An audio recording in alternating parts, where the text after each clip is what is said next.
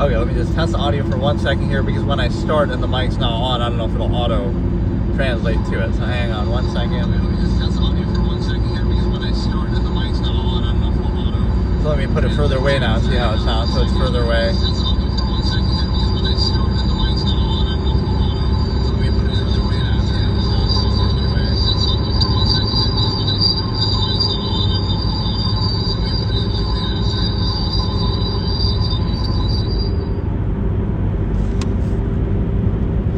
Creates like an endless echo loop. But yeah, today let's do episode 8 of my Absolutist philosophy series, which is going to be a concept that I've referred to probably the most out of anything from my old debate format and over the years, which is, again, amalgam theory, the concept of the human family, which basically means that humanity is all one big family, and you don't place undue emphasis and value based on nearness postulate, meaning like, you know, you happen to be around them, like your geographical area, or family, even like you don't choose your family, you just happen to be around them. So you reject that basis of value, the non-basis of self that I call it. Like you're defining value not inherently by saying, oh, human being, you value human beings and people. No, you're not doing that. You're instead saying, oh no, you value human beings to a certain extent, but only based on their proximity to you, based on their relation to you, based on the geography to you, based on dependent over extended pretense, like if you have something to gain from them, right? Like some initial basis. So I always use this analogy, like somebody could be dying on the street in front, or somebody could be dying on the street in front of you, and you would help them and feel gratified. But you know that somebody's dying halfway across the world, and even in our interconnected world and your ability to impact that or whatever you could do, right? There's more you could do if you really cared about that. So it's just a pretense. Not saying what you should do or what you should value. It's more just an accountability, like consistency. If you really cared, right? I could use a lesser example, might be better. Somebody, you're helping an old lady cross the street, right, as you're going about your business. The problem is that, okay, you're doing that and you're helping another person. But if you truly valued other people in general, you would be helping somebody who's dying halfway across the world. So the severity of how much you're helping them is supplanted by the nearness postulate of, oh, how convenient or near is it to you? So really you're just reacting to your immediate initial environment and feeling gratified, but it's not based in a true value of people or a standard, right, that's accountable or consistent. So you can say the same thing this way. So again, let's say you're looking at this amalgam theory, so the human family, so your family is everybody on the planet, right? Human beings are all one family, so you reject the ego basis of, well, you happen to be born into this family, so therefore you value it more because of that. Or you happen to be around these people in your geographical environment area, right? Which you arguably didn't choose that either to most degrees. Like obviously you could move somewhere, but so you're not placing undue emphasis and value on that. You're valuing everybody equally. And so what might you do? You might sacrifice one meal a day. So instead of 3 meals, you have 2 meals so that somebody else can have a meal, right? And you would sacrifice that and give it to somebody halfway across the world, again, in our interconnected space or whatever. People there is just a pretense. You don't really care about other people, right? You pretend to, and you react in your immediate, convenient, initial environment based on a hierarchy that is not applicable, like not based on the degree of human suffering or how much you're helping them, but based on the, again, nearness to you, proximity, other criteria that has nothing to do with an actual standard. And so before we get too far into this one, let me do a few points to do with the rule by omission last episode that I maybe forgot to mention. So one of them is the fact that you let people be ruled by their own preconceptions. So like, oh, you couldn't control people even if you wanted to, right? People have will and strength and potential and power just the same as you. But you have to let them think that they're coming to something themselves, right? Make them think it's their own idea, basically. And so what happens is, I hope that echo is not like still going or something. I don't know how much that ruins it. It was going for quite a bit there. But basically, what you have is the ability to consider the fact that you let people have their own preconceived notions or based on certain influence, etc. But like they have their preconceived notions, and so now they're ruled by their own preconceived notions. So you use it against them, like whatever whatever stereotypes there might be or something like that, you let them think that, whether it's accurate or not, and then you use that to control them. So, oh, look, it's a nice old lady, so they'll defer, even if there's no basis to that. Or, oh, they have some positive or negative preconception. So you let their own ideas rule themselves and make them think it's their own idea what they're doing. You see this like with identity politics sort of thing. Like, you're just playing into... So you as the ruler in this case wouldn't have to necessarily even value it yourself, right? You're just doing it to appease and placate them, right? Based on whatever they mistakenly or preconceive, into being true, whether it's actually true or not. And then,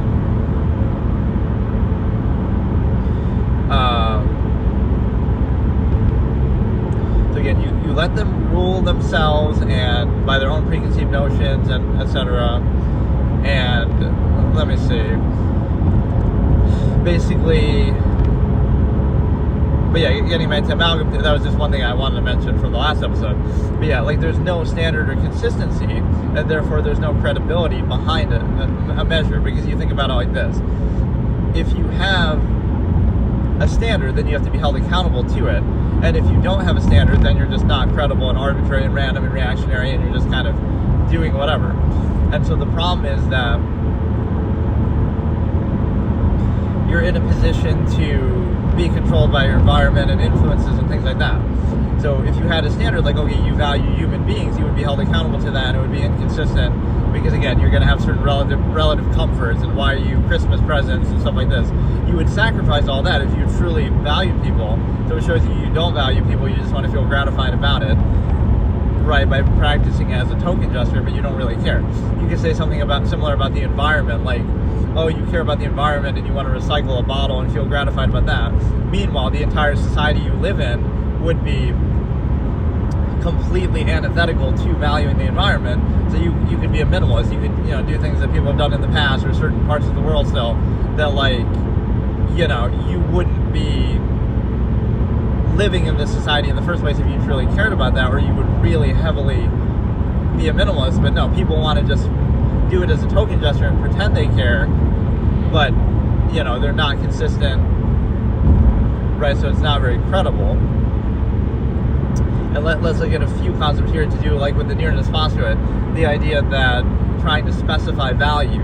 So you try to take an inherent standard or value, or just inherent reality, an inherent process basically, and you try to specify it by placing undue emphasis, right? So it's either defined by exposure, like you're around these people, it could be your family or a local environment, you're around these people for a certain period of time, right? And so therefore value comes from that. But if you weren't exposed to them, then you wouldn't value them. And if you were exposed to somebody else, you would value that. So it's not really based on anything, it's just based on your influence, exposure, nearness, which you often don't even control yourself. So what is the conclusion there? Does that mean you shouldn't value those things? Or does it simply mean that it's not absolute the way it's treated, or a basis of value that you can say, well, you're placing undue emphasis there, versus, again, specifying and emphasizing that. So that's what all emphasis is, undue emphasis. All you're doing is trying to take an inherent process or standard of value and specifying it to one person or one, like for example, the stimuli acme is a good example, like sexual partners, stuff like that. You would take this inherent process of the stimuli acme and you would specify it to one person. You have to constantly keep up this appearance in a ritualistic way, because it is just an inherent process that you could do with anyone, and it would be, it would just be what it is. But now you're trying to specify it and saying, oh no, I'm going to be with this one person and one person only. So now you have to do all these ritualistic things and traditions and wedding and rings and anniversaries, and you have to do all these unnatural, imbalanced things. You create this appearance. You also have to, constantly almost remind yourself, right? Almost like say, I love you, and all these different things that you would. So all these things to try to reinforce and create the appearance of something that's a false absolute.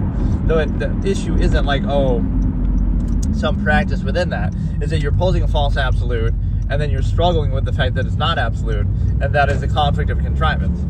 So it's a problem with the expectation, not the practice. Like, again, not saying you should or shouldn't do it, but you're taking a process that isn't absolute, just inherent, hedonistic, natural stimuli acme, and you're trying to specify and act like, oh no, this is absolute in this one case, functional for the family system, you can argue, but it's, again, it's not absolute, but you're trying to specify to one person. And so, again, it's the expectation that you're taking something that is just part of a process and you're trying to make it an absolute, false absolute to value and to specify it. But the same thing, again, with family. And so even the pretense standards that you would use here, like, oh, you love this person because of blank, right? Oh, they're good looking, or oh, they're nice, or personality, whatever. If you were to hold that actually accountable, have you met everybody else on the planet? Have you had the same amount of exposure and interaction with them such that your standard would actually be credible?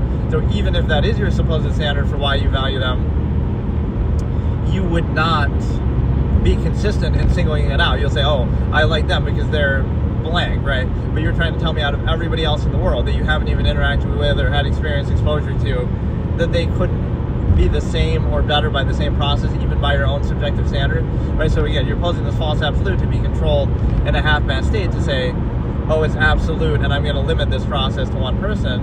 And that's especially important to try to trick the individual by saying, oh no, it's not that you're being controlled by this process that society prefers you to be limiting that stimuli acme to one person, and it's good for the family system functional basis. But no, oh, it's your own idea, and it's love, and it's meant to be, and all this, right? So that's how you control people. But in the context of this amalgam theory discussion, either way, you're specifying value to nearness by doing that, right? By placing undue emphasis, which, again, you realize how arbitrary and interchangeable that is. So if you were in a different environment around different people, you would do the same thing, right? So it's not only non-choice reaction, but you're insisting upon it and you're treating it as absolute just because, again, if your own exposure, etc. It's not based in a standard, it's based in some reactionary egotism of, right, it's around you, therefore it's valuable, you're exposed to it, therefore it's valuable. So you're placing special emphasis, but again, if you were around somebody else, somewhere else in the world, you would value that and not value what you currently do. Or so, again, that's what amalgam theory would see through. Is like, okay, you would treat everybody the same, even if most people aren't around you. And so in mind, you're paying respect to that, the idea that you wouldn't place undue emphasis on your immediate environment and people around you. That would seem negative, like, oh, look, this is a negative reaction to your initial environment, but it's actually not, because you're treating them neutrally the same way that you're treating everyone else on the planet neutrally, right? So that you're not placing undue emphasis just because of their proximity to you, as you're trying to hold in a standard that, okay, you're treating everybody the same, the human family all around the world. So you would reject specifying something, undue emphasis, things like that. And then, you would have the true inherent reality versus what is functional for a contrivance state that already exists. And so what that means is you could have, like, relative comforts and things along that you don't need, right? Excess means, like, you have more than you need to survive, right? Whether it be technology or whatever, things that you don't need, while other people don't. So if you truly valued other people, right, you wouldn't do that. You wouldn't be a part of that. You wouldn't, again, you could be a minimalist to some degree. You sacrifice, okay, you eat one meal a day so that you can give the other two to other people, and you sacrifice a lot so that you can do that. You might think, oh, you have to be rich or something to do that in an overcompensated way, but collectively, if society had that sense of value, again, the human family, you would just sacrifice anything you don't need for what other people do need, or what's more intrinsic to their value. And so it shows you people don't really care. It's just a pretense. You want to have your relative comforts. You want to. So in this context, the middle class is the real villain. It's not the corporate monopolies who own, have monopoly over means and resources and everything like that, because you can starve them out. You don't need a lot of those things. So it's really your fault that you desire those things, that you want those things. So you can try to equalize the playing field. So like you lower your standard of life to raise theirs a little bit. It might sound regressive somehow, but the reality is what you're doing is you are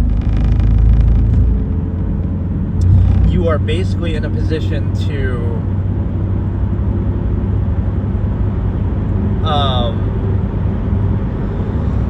again, if you value other people, you sacrifice, and you would be consistent and held accountable to that.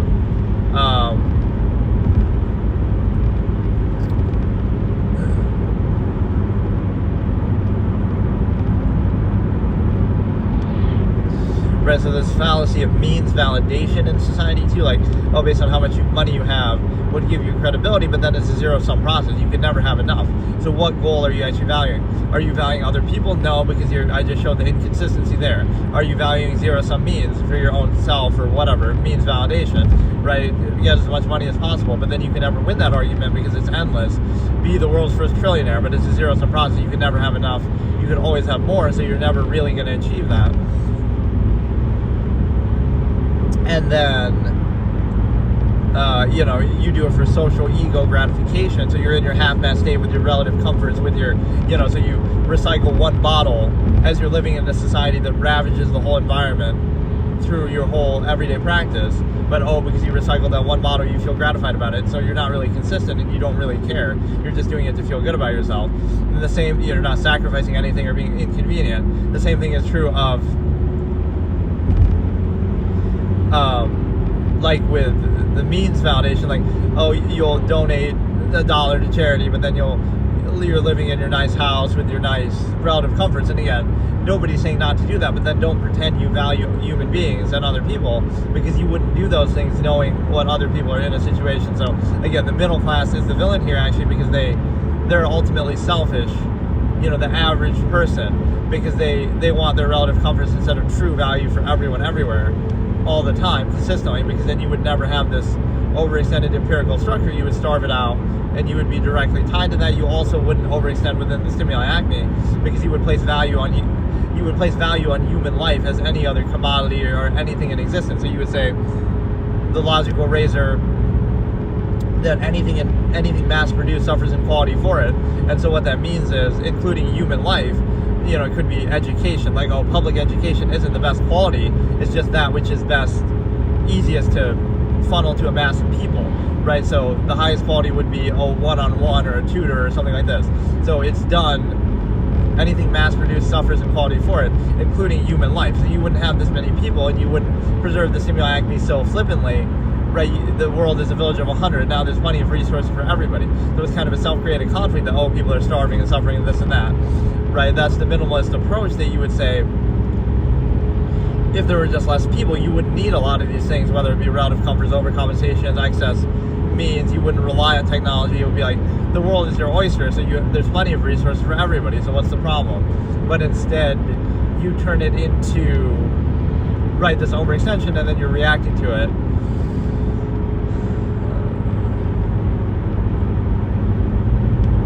So everything is a process. Oh yeah, this was something I wanted to talk about with the last episode too. That the rule by omission. So like, everything is a process, or your awareness. I've said this like a million times, but so awareness is defining. So in other words, you can everything is a process, whether it be social interaction or everything in your everyday life. So you can either be aware of the process that's been set in place over years and decades in human psychology and authority structures and governments and media and all these different things that are used to control you, right? So everything is a process. So you can either be aware of it and in control of it, or at least account for it, or you can be unaware and controlled by it. So it'd be kind of the false negative of awareness, like, oh, don't be paranoid or don't overthink it. But it's like, it is a process, it is present, you are observing it, you are subject to it, but you could either just, again, ignorance is bliss kind of a thing, you could either just ignore it and take it at face value, whatever is put in front of you, or you could be aware of it. So either way, you're exposed to the process, because again, everything, social interaction, everything, right, subject to authority, everywhere you go, everything you do, it's marketing, it's media, it's trying to get you to buy this, it's trying to control you this way, it's trying to, social engineer you, this and that. So everything is a process, but you can either be aware of it, or you can be unaware and controlled by it, right? Aware of it and in control it yourself, or unaware and be controlled by it. But either way, the process is still present, right? Again, everything being a process. And here's one good example of amalgam theory too in practice. Like think about a person who's practicing this in effect in their life. they would be very neutral, very non-emphasized, right? It would seem like unemotional or cold or something, because they wouldn't be placing undue emphasis to specify value to their immediate near environment and things like that. So they would be unconditional. And so this neutrality and state of non, as I call it, like non-pro anti-dynamic, so non is right in the middle, neutrality, what it would show is that it reflects back the projections of other people. So the other people would project, if you're neutral, right, kind of low performative aspects, and it would either be a negative because you're not placing the specified undue emphasis to justify their overextended state, like you're just being neutral. So it's like the state that they're in is imbalanced and overextended, and again, placing undue emphasis specified on that immediate environment and that immediate person. So it's selfish. They want you to fluff up their ego to gratify and reinforce their overextended state, relative comforts, machination process, etc. And so it's like, for the sake of their ego, you would rather focus on that than focus on some actual value for someone's life or something more direct, right? So you would be neutral, and they would project like, oh, it must be selfish. You're doing it for selfish reasons or something like that, or you have some inability to practice this false absolute process, not that it isn't absolute, and then you could have a different measure. So neutrality reflects back on them their own projections, like, oh, they can only value themselves, and it's only zero-sum self-interest. That is their basis and measure in life. That's the only way they can perceive any other action, so it'll always be self-insistence as opposed to even self-value. Right, you insist upon the ego instead of practicing something that directly, so it's like a placeholder. But in this case, you would be expected to reinforce that overextended state of excess means, whatever it might be, instead of, again, a neutral state that would reflect it back on them, that, okay, their basis is not based of self, self-insistence, self-interest, and again, that's what they would project. So it's an unconditional state that would reveal, right, any contrivance process. So if you're unconditional and neutral, people will project, oh, you must want something, because that's what they're used to. That's kind of the false duality that they're always in. Somebody either wants something, and so they're either good at getting it, like, oh, they overcompensate and place undue emphasis to specify value and to bypass cognitive dissonance and whatever, right? They're going to be super nice and performative aspects and place undue emphasis and appeal social contrivance, ego gratification, and they're going to do that to achieve an incentive. So it's whether you overcompensate like that well or not whether you have an incentive or not, right? So the reason why somebody is, oh, they seem so nice, but they're only doing it because they have an incentive, or somebody, oh, they're rude or they're neutral, so they're not good at achieving the incentive. Not that they don't have the incentive, right? That possibility is never considered, or that they have a different reasoning. Again, like amalgam theory would point to that, oh, everything is towards this other goal, right? There'd be a fallacy like, oh, wait till you're rich and then do it. But that, again, we're sort of focusing on the middle class and how they create this process that is overextended because you have the control. Don't buy into these big companies and stuff like that, and you could starve them out. But the same way they would threaten to starve, the same way the government society would threaten to starve you out if you don't abide by its contrivances, you can use that back on them by being a minimalist. But yeah, it's like you never are free, and so you're always in a half-mast state, which is you never have full existence or full experience at any time. Everything is always overextended, so it kind of split between different things. You're sacrificing this for the pretense of safety or freedom or endless self-fulfilling process, right? So it shows you, again, the selfishness of the middle class in that way, arguably, because you pretend to have a base of value. There's a scene from Seven Samurai, classic Kurosawa movie, that kind of exemplifies this pretty well. The samurai are coming there to protect the town from bandits, and the villagers are acting all poor, but they have a bunch of things hidden away, right? They have a stash of this and that they're hiding from them. So it's like, we're protecting your lives, we're risking our lives to save you, but you're acting all poor, but then you have all this hidden stash away. So like, it shows you that base element. This is amalgam theory in a nutshell, like how you're controlled.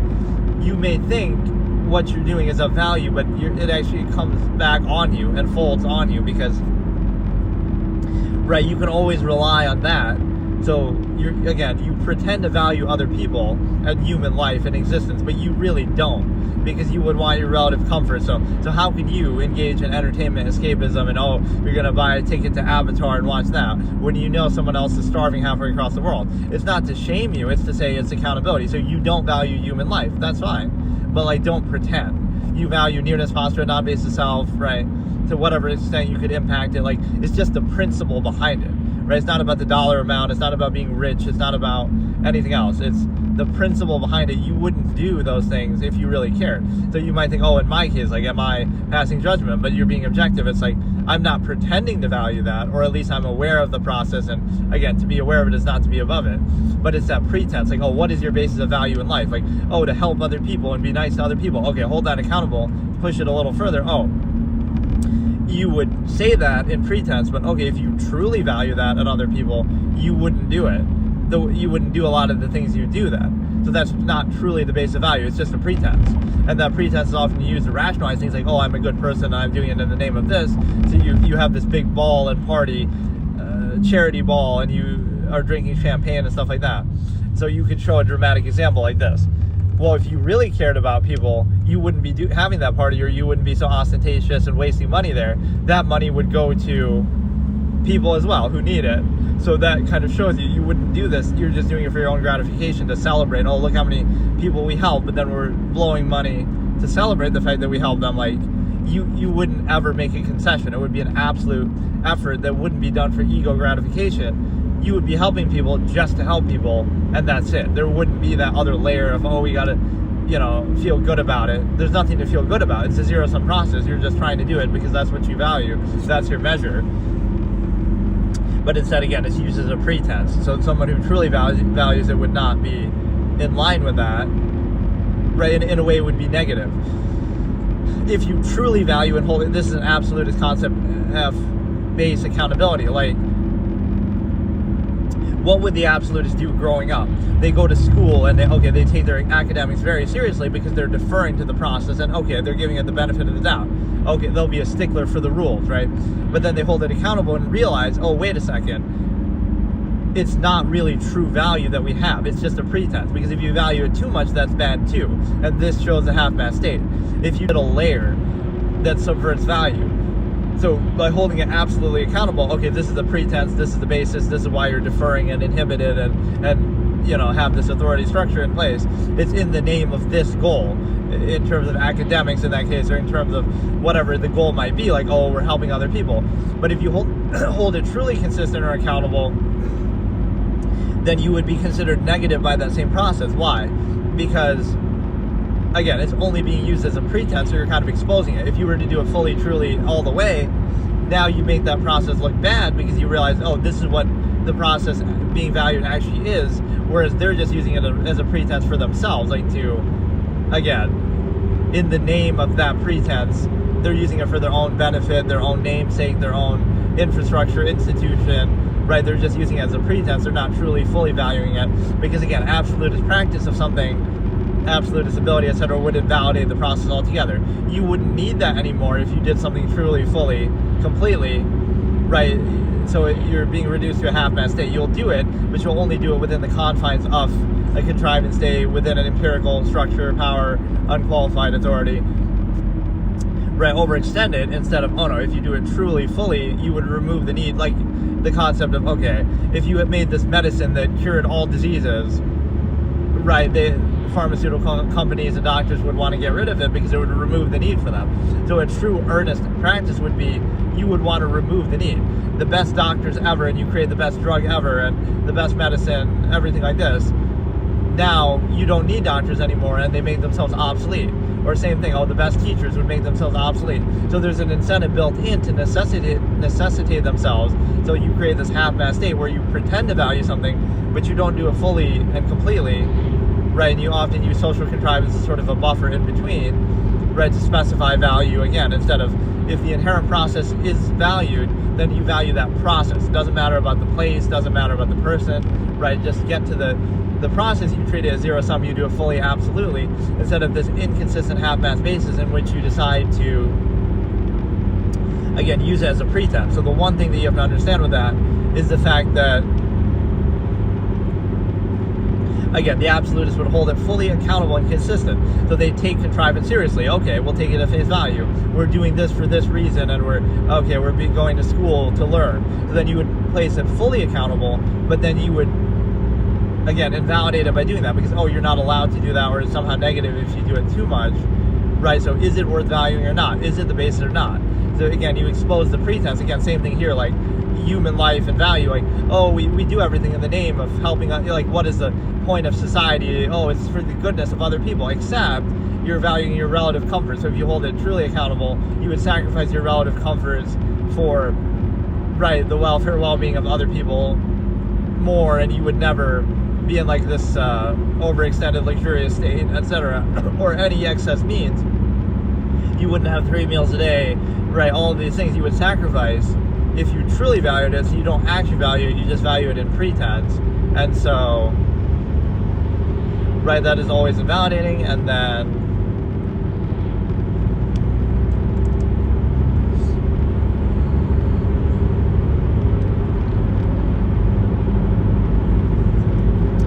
let me try to think. There were a few other things on the last episode that I forgot to mention. That's why I was trying to fit those in here too. But yeah, this concept is very, very strong because it just shows you everything is a pretense, right? People don't really fully, truly value something, because then it wouldn't be like, you're in your comfortable everyday life state, and then within that you recycle 1 bottle or you donate $1. Again, it's not shaming you or saying what you should do. You don't have to do anything. Don't donate anything then. But don't pretend to value it in a half-assed way. If you truly value something, you would sacrifice everything else for it. Right, and so it doesn't give you any credibility. It's just a pretense. Don't use that as a basis to justify unqualified empirical authority. Like, in the name of helping people, we have this society where we take over all natural resources and monopolize means, and we restrict and do all this. We're doing it in the name of helping people, but you're just using that as a pretense for power, as every other power structure would do. Again, unqualified authority. So don't use that. Separate the two and say, okay, we're doing this for this functional basis only. Right, we have a society to stop people from killing each other and this and that, but don't try to hide behind and pretend, right, in this gratifying way that you try to appeal to. Like, a lot of companies do that, where, buy this product so that $1 goes to donations and to whatever, right, to this cause. You should separate the two. No, buy this product because it's the best possible product, and then with the money that we make from it, we can personally donate what we want from it, right? But don't try to attach it to that, because then that's disingenuous, and you're trying to subvert the meritocracy of, okay, do it because it's the best thing, not because it's, the best product, etc., not because of some other pretense that we're trying to compete and see who can gratify the most, and, you should buy a product because of that. And so, yeah, you would be unconditional, right, and reflect back. And so that would create the problem of the false duality of incentives and intention, because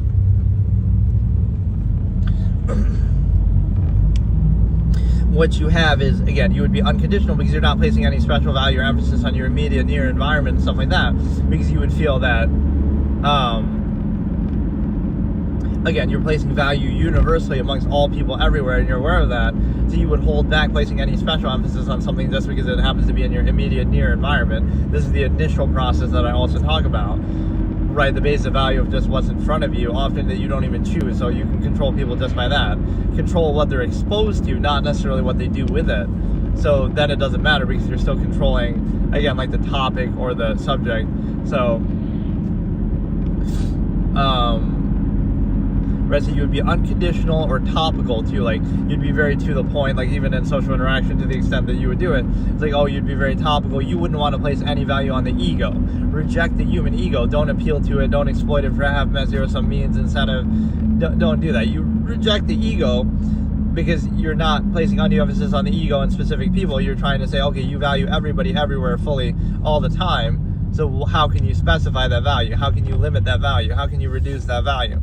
Or even if it was an absolutist value, then you wouldn't pretend either, because you would do it for the self instead of pretending, overextending collective. So that's why the pretense of valuing for people is totally fake, because it would be posed like, you're a good person and you value other people and that's society and this and that, but you don't really value that, because again, amalgam theory, you would care about other people halfway around the world and like sacrificing, you would never be in a state of relative comforts or excess exuberance or anything, even convenience versus a necessity that way. So you would never get to that state in the first place that you're already in, and you kind of reinforce. So it shows you what people really value. But moreover, you know, how can you value a specific person or something? Again, egotism, social contrivance, irrational insistence upon the self, right? Like, oh, you're catering to somebody's ego rather than valuing something inherently, right? So there is like a disconnect that you wouldn't do that.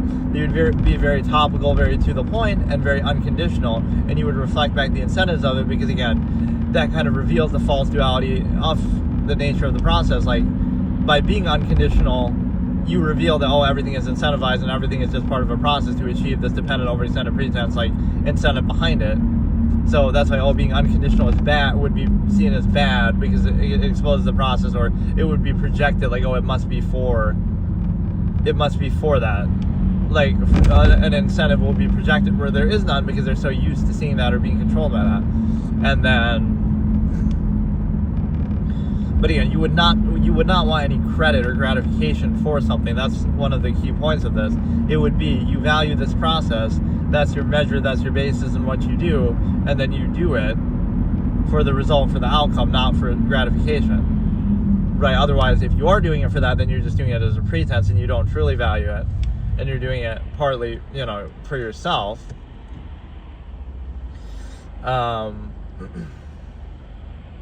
You know, there's also a point with this of like the finality and putting an end to a process. It's like when people talk about privilege, like, oh, your children benefit from like the parents or whatever, but it's kind of a strange process, because like parents don't just work for themselves, they work in part for their children too if they have them. So like, how is that a negative? Like, oh, privilege and this and that, so everything should just reset to zero every time. But it's like, part of the reason why your parents worked as hard as they did and this and that was for your benefit anyway, so presumably. So it's like, that should be the whole point, and the ideal state to get to would be, okay, we want everybody to have that, and we want everybody to remove the need, right, to struggle or go through something. So it's like, you would be in a position to not condemn that. See, it's sort of a trick that it would get you to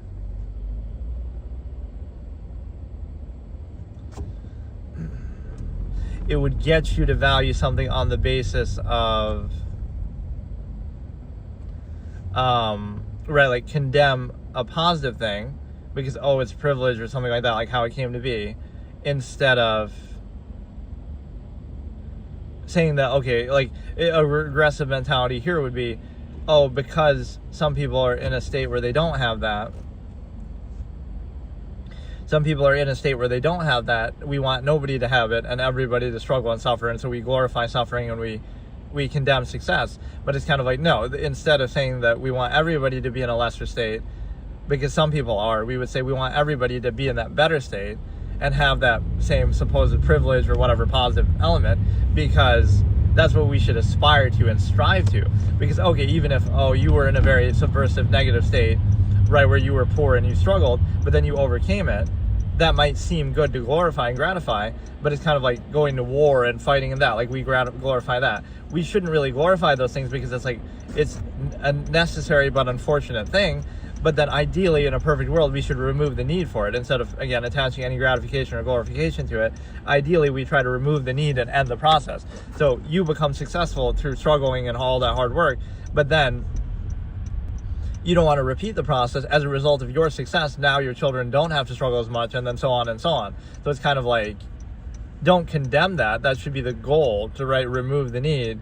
Because again, even if you do that, okay, you struggle, you're in a very negative state, but then you overcome that and become successful. So now, even in that hypothetical scenario that we would glorify, you would say, okay, now the next generation doesn't have to do that as much as a direct result of you doing that, instead of, oh no, we should always return to zero and struggle with that all the time, right? We mistake this and place this undue gratification in that.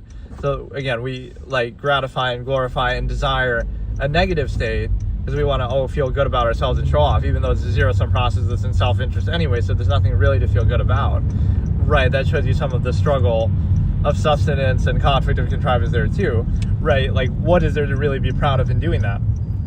You're doing it for your own zero-sum self-interest anyway, like your work, your job. So if you don't like it, or if it's a struggle, then do something for less, or don't do anything at all and be a minimalist to some extent, which is not that easy to do in society because they try to prevent you from doing it. But whatever, it's like,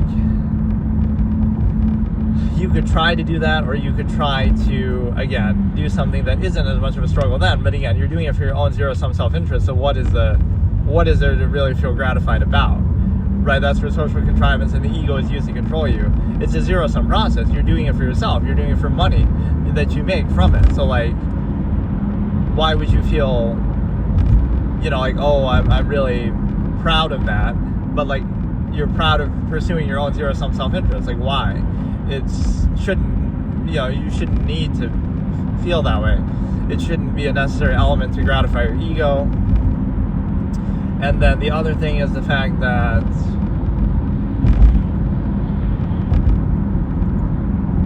you treat everyone the same, and you wouldn't want credit or gratification for it. You care about the result state. You want to try to remove the need for the process.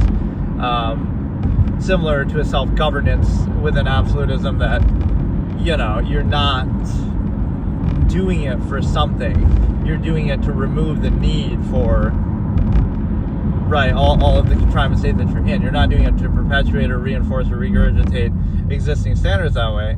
And then also, again, the false validation of means. It's a zero-sum process, endless, right? You can never win that battle.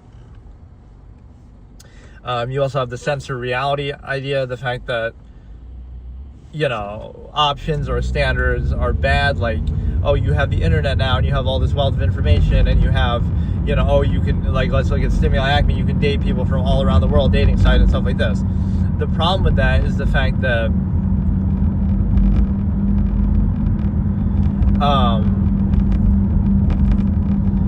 that would be condemned. Like, oh, back in my day, again, nearness postulate, we would have been with some local girl, and that would have been we would have posed as a false absolute because we didn't have a choice, and we treat it as though it's absolute, right, to specify value. So we didn't have the choice as much, so we condemn now having the choice, like, oh, that's somehow a bad thing. But in this scenario, oh, you could use an online dating site or this or that, or meet people, talk to people from all around the world.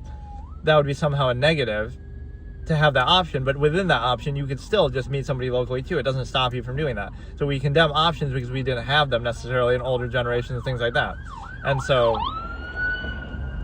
and again, we censor reality, like, oh, you can't, if you want to be with a girl or whatever, like you're with your partner, and then you can't have friends of the same gender because, oh no, you might be attracted to them, and that somehow, that somehow creates a negative process because you have to censor reality and say, oh no, this is an absolute, like the relationship you're in, and they're the one and only for you, and it's absolute, it's meant to be. But in order to achieve that,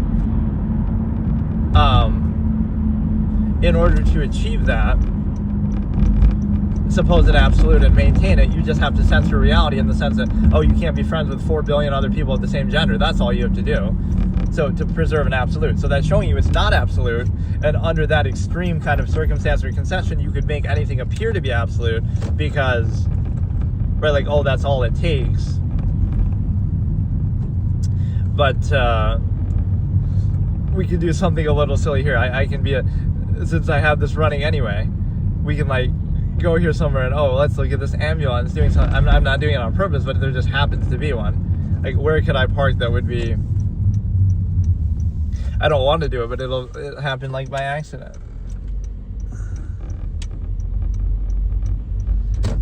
You'd have to get like a good angle, which I can't entirely even do, but see, that seems kind of like a stupid thing to do, but this is the kind of shit that people would like.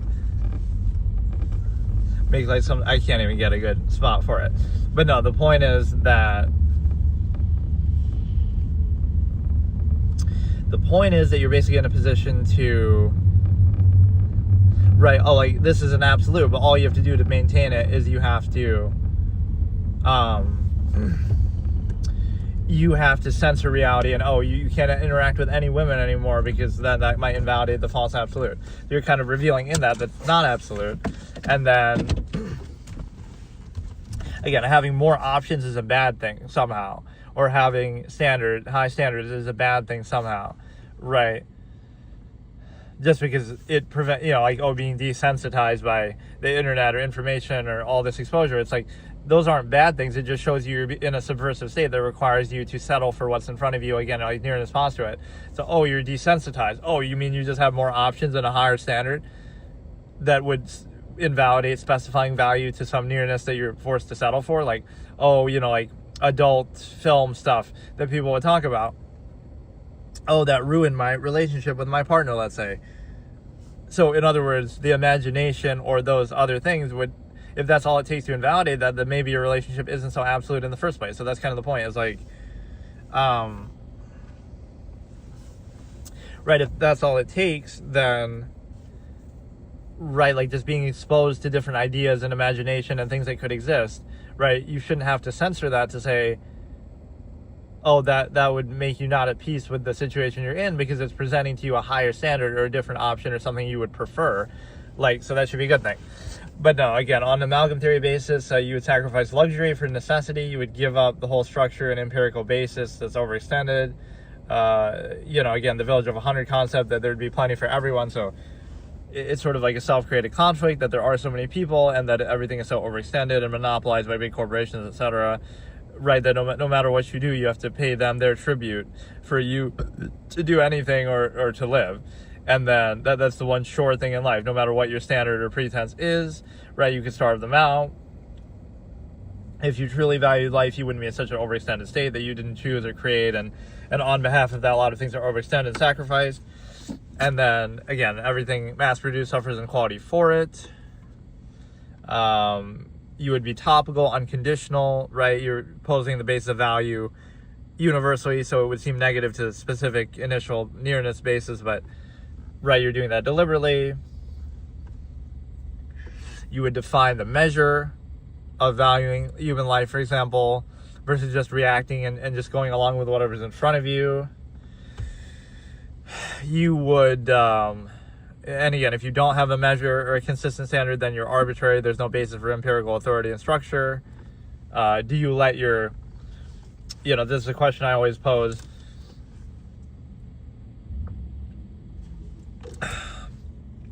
Do you let your state define your standard, or your standard define your state? Like, you're in this position, so therefore you value things based on that. Right, just because you happen to be in a reactionary state, initial state, especially when you're young and, you happen to be there, now you'll define your standards in life based on that you're exposed to, that you didn't necessarily even choose. Or do you go out of that and say, you know what, okay, I'm going to go do something else now, be a minimalist, or go live in the jungle, or try whatever, do something different than what you're doing based on a standard that you define for yourself, and say, okay, my state is going to be based on my standard instead of my standard being based on my state. Right, and then there's sometimes this fallacy used of, like, you could, I'll call it self-infliction. You could do self-infliction at any time, or, you ever think about that kind of a thing, which everyone probably does.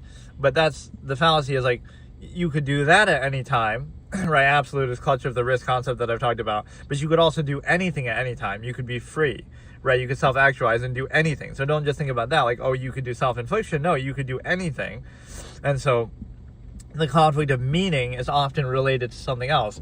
Like, what is the meaning of life or something like that? You would only need that, right? The meaning would be just self-evident. You're just free, you self-actualize, you do whatever you can do. But it's only necessary to have this conflict of meaning, right? Because of the subversive state that you're in. You're in this contrivance state. So that restricts you in so many ways. So now you need some false meaning to overcompensate for that. You need it to justify why you're being inhibited so much by society, etc. Right? That's why you need meaning. Otherwise, in the absence of that restriction and inhibition, you don't need meaning. It would just be self-evident, right? You would be free and you would just self-actualize and do whatever you want. So meaning is a kind of a construct of that. You need it only to rationalize the contrivance state that you're in. Everything, being a zero-sum process. And everything is a process. That's a key line from the last episode I used.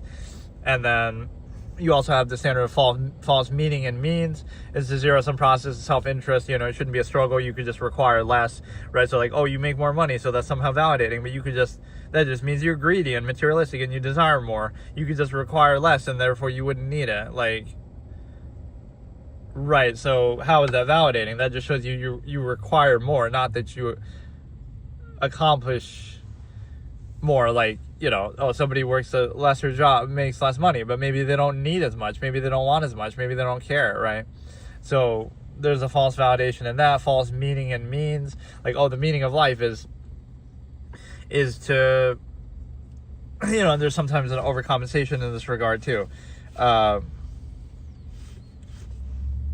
Like, get the best tasting food, so like that's the hedonistic value of life there, or make it easier, more convenient to get it, or overcompensate for the fact that you didn't choose to have to eat, right, the need to eat, by eating better tasting food. So you're doing false meaning and means, but those are just the zero-sum way to sustain existence. That's not necessarily a reason, assuming you're posing this need for a meaning, right? It's not necessarily a reason for that. So what that means is, again, you're overcompensating by that, by saying, oh, you didn't choose to have to eat, but you do, so now you try to overcompensate by making it easier to get the food, or make the food taste better, or you get to choose what kind of food.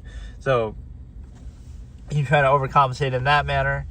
And then you pose this thought experiment, like, true value of, do you ever, like a placeholder of absolute value, right? So you're always trying to do everything as a zero-sum process as efficiently as possible, get it over with, so you can get to this placeholder of absolute value, whatever it is. It can sometimes even be folly favoritism or something, just as a neutral state, like just to pose if there was something of absolute value, again, like amalgam theory, that you're valuing human life and everything is in the name of that, you wouldn't insist upon a process or be satisfied. You would always be seeking that. Like, okay, let's get everything done as quickly as possible, zero-sum process, so we can get to this amalgam theory or higher absolute measure that we have.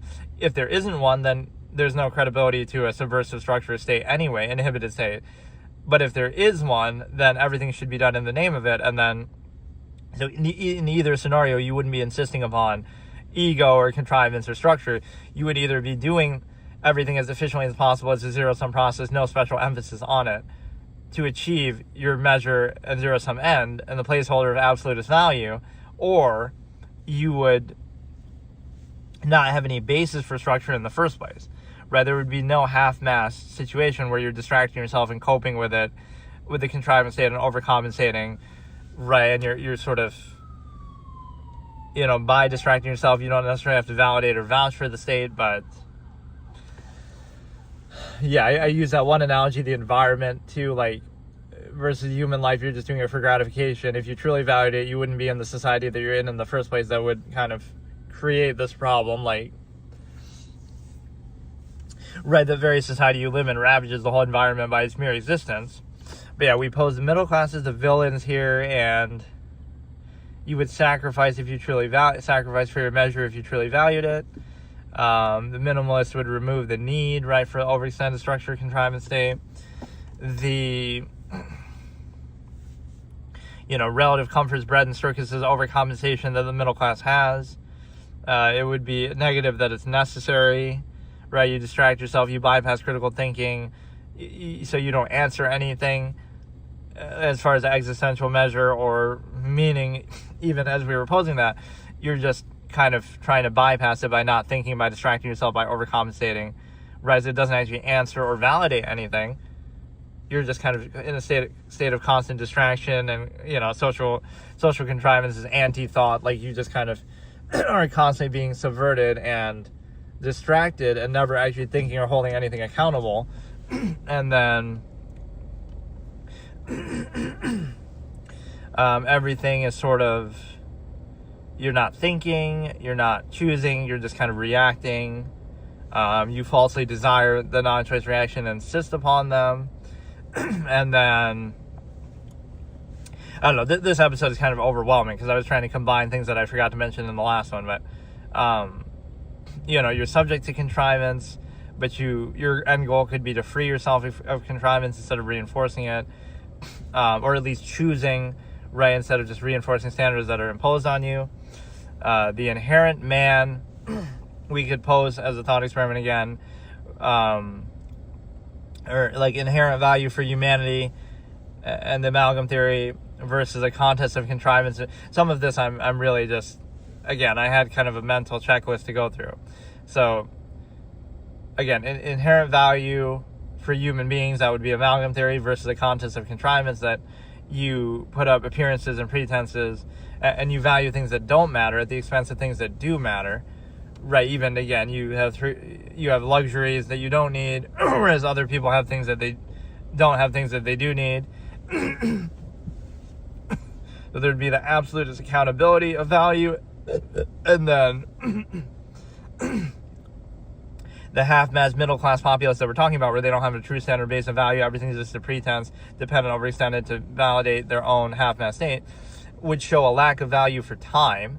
They live as if they're going to live forever, right? They don't have any true value. Everything is just ego, insistence, half-mass state, constant contrivance, constant overcompensation, distraction, right? So that's the line I would always use, that they live as if they're going to live forever, and they don't have any sense of finality or true value for anything, including even themselves, and especially not time.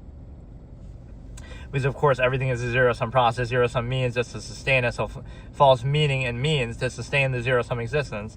And then, you have the fallacy of permission in society, that you need the permission of a contrived state, this power structure, etc., to even not be a part of it, or even to observe it, right? Everything is sort of filtered through that. So again, everything is a zero-sum process, so you wouldn't need social contrivance or insistence. That's a way to be ruled by omission. You sort of pass down the nature of that overextended process, like a corporate structure, whatever, business, some power structure, to the human ego, like, oh, you got to be nice to the cashier, you got to be nice to this initial worker at the bottom, even though by doing that you're reinforcing the, again, empirical structure at the top that is unqualified, that is based in nothing, that is, interchangeable, arbitrary, that you might object to if you were aware of that more directly, right? The people in charge, and if you were observing them, but, oh, you're nice to the cashier, or you blame the cashier while they are sitting up in their yacht and just relaxing. Yeah, you'd be result-focused, absolutist amalgam. You wouldn't, you care about the result, but there's a good dramatic example I could show, like, again, with the pretense gratification of the half-mass middle class. Like, you buy a shirt that says end child labor, that was actually made in a factory in China that you're not aware of, and that actually, again, made those same shirts. So the shirt that you're wearing to gratify yourself that says end child labor, that you could have used that money instead to try to do something towards it, might seem minuscule, but is actually made in a factory by children in China, let's say. Especially in the early 2000s, there was a lot of that, like, you would feel self-righteous, but you're not actually accomplishing anything, and you don't really care, and you would even want to benefit from and buy products that are cheaper as a result of that technically did happen. So you also have the myopic marginalization of awareness, like people and society will have the incentive to kind of define things for you and label you in a way that is consistent with its own worldview of the outward contrivance state. And what that also tells you is the fact that you have you'll be defined and labeled by, like, what little you give them, if whatever their awareness is or whatever they want to select out, right? So you're kind of defined by their base of value. So, for example, society and other people will have, let's say, a certain base of value, so, like, they will choose how to define you. So, like, again, let's do it in a direct sense. Like, you have 1,000 videos posted to YouTube, and on all different subjects. They're all vastly different subjects. And your most viewed video is going to be something to do with the stimuli acme. And you only have one video to do with that. But that'll be your most viewed video, so now you're defined by that. So you're not defined by what you chose to do. You did 1,000 things equally, but you're defined by their value, right? So they're projecting and defining you based on what they value themselves, whereas you neutrally did all 1,000 with equal amount of effort, let's say. So you're defined by what appeals to them and their own worldview. It says more about the observer than what is observed, right? It says nothing about you because you did countless other things as well, but they'll define you by that. And again, so you have that sort of false duality that's always reinforced by society.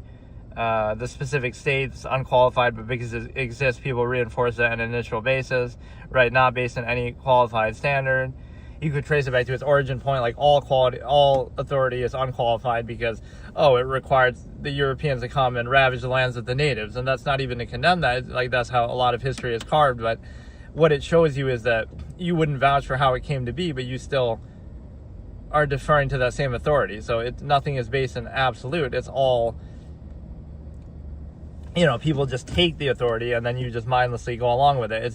So what if you were to do the same thing now? Okay, you could destroy a current existing society and create a new one, and then now that's validated. So it's not based on something absolute or inherent. It's just arbitrary of how it came to be, the same origin point. So by the same process, that's why I say you could carve that by an absolutist. Like, Genghis Khan comes along and does all this, and then you moralize about the spoils of it hundreds of years later. Like, it's easy for us to be morally gratified on lands, again, where the natives were slaughtered and built on the backs of slaves and stuff like that.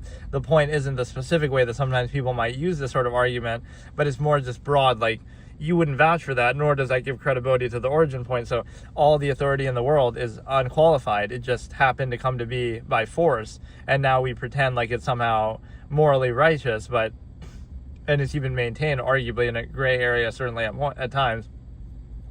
So by that same logic, the next authority that could come to be could be the same thing, just by force, and then it would just mindlessly be accepted. So people just reinforce whatever is in place as though it's absolute, even though if you look at the origin point of how it came to be, you would condemn even that, and you would reject that if it was in front of you. But because it's already happened, we just blindly accept it. And again, treat it as credible is the main thing. And so, like, absolutist ability invalidates everything in the sense that you would have, like, if you're good enough to get away with something, then you can get away with it. So, like, that shows you the artifice of standards, that we would pretend something isn't a value, right, that something's absolute, but all it would take to invalidate it is if you're good enough. Like I said, a Genghis Khan comes along and just invalidates everything and tears everything down, right? So ability trumps everything there, but we treat it as an absolute in the half-mass way. So we that's what the half-mass middle class would still be pointing to, is the fact that you have, you basically have the ability to, you invalidate the nature of the process by virtue of, absolutist ability would point to,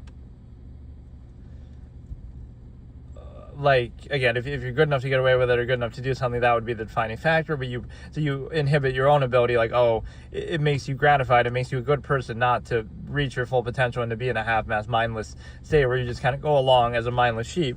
That makes you feel gratified, that makes you a good person. It's bad to self-actualize, it's bad to exert full potential, or it's somehow your inability to practice the false absolute half-mass state that you need to do that. Like, somehow you couldn't have any other measure of priority. So you also have the idea of, like, reality versus euphemisms, like that, it's the simulacme, it's animals engaging in the simulacme versus, it's love, it's meant to be. Anytime one of those kind of flashy, fancy words is used, it's just a way to bypass critical thinking. And so you have, again, reality versus euphemisms. And there was a better way I had of saying that, but I can't remember what it is now. It's the fact that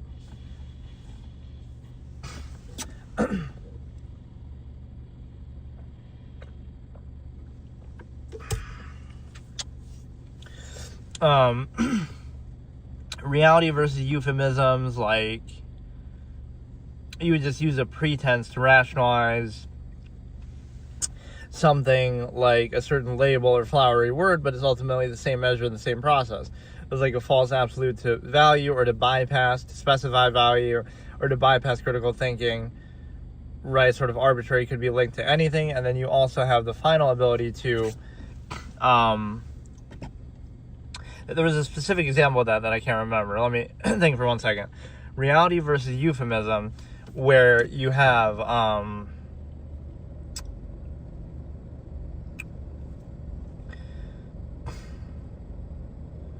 just a way to kind of explain it away, or contrive its response to the reality, to sort of frame it a certain way.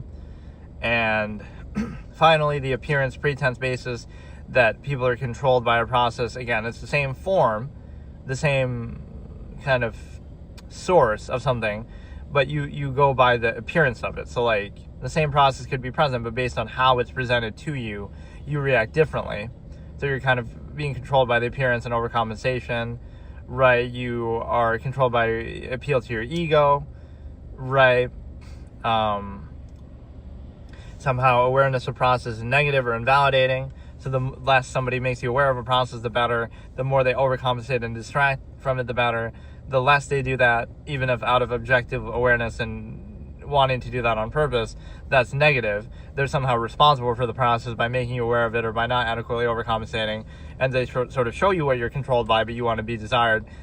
You don't want to be made aware of what you're controlled by, even though the process is still present in both cases. Wouldn't you rather be aware and then decide, instead of, again, being constantly overcompensated by? But that's the whole nature of social contrivance and artifice.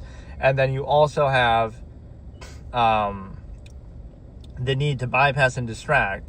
In a non-true value state, you bypass and distract from thinking about it or being critically aware of it, right? So you would basically say that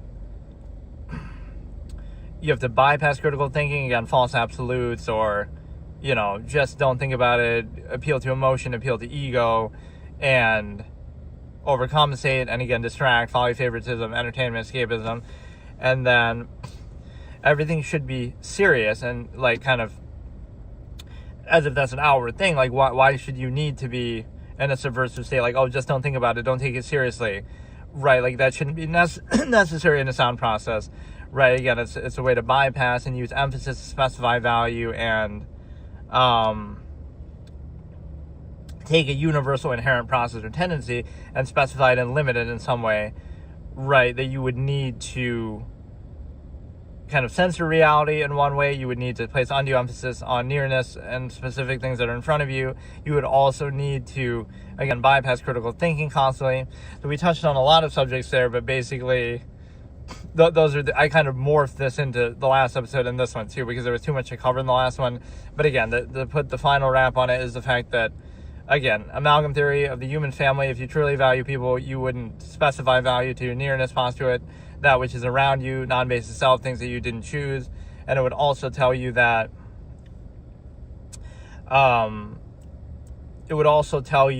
it's inconsistent. It's just used as a pretense. So either don't pretend that you value it and then just practice something in a zero-sum sense that it is a zero-sum process, or if you do value it, then you would sacrifice to achieve it, right? As an absolutist measure, that you would sacrifice one of your 3 meals a day so that somebody else can have 2 who's only having 1, or your whole lifestyle, your whole society would be based on things that subvert that value. So again, it's mostly just a pretense, often used to even structure and control. So you'll use it as a pretense, but then the end result is, oh, you have your relative comforts and your things that you don't need, whereas other people don't have what they need. And it's kind of like, you don't owe it to anybody or them or anything like that, but it's more a case of consistency if you pretend to value that. So again, your society will be based on exuberance and luxury and excess and escapism and technology and things you don't need. But if you asked it or you tried to qualify it, it would be based in the pretense of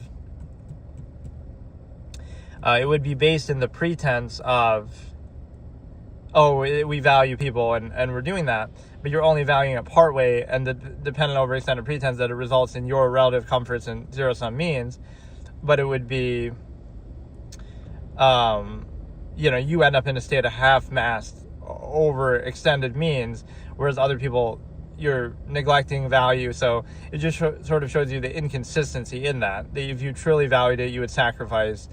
And if you don't value it, then don't use it as a pretense and the basis of what you do and what you value, especially in an empirical structure